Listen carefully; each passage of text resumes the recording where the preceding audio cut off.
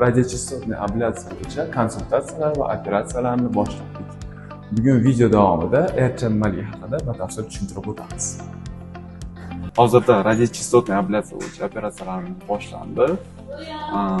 RCA nima desak, RCA bu chok va yaralarsiz nervlarni tok orqali qayta tiklash. Mana ko'rishingiz mumkin, hozirda jarayon bo'lyapti.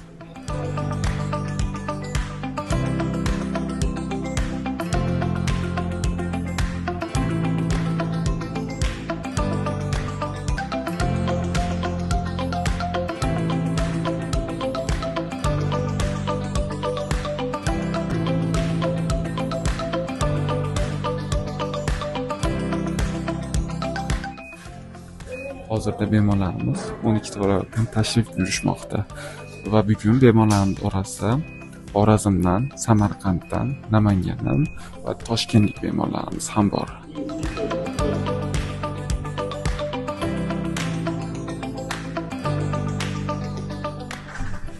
Bugun umumiy 8 RCA amaliyotini o'tkazdik. Ulardan 6 tasi voyaga yetmaganlar va 2 tasi yoshi kattalar.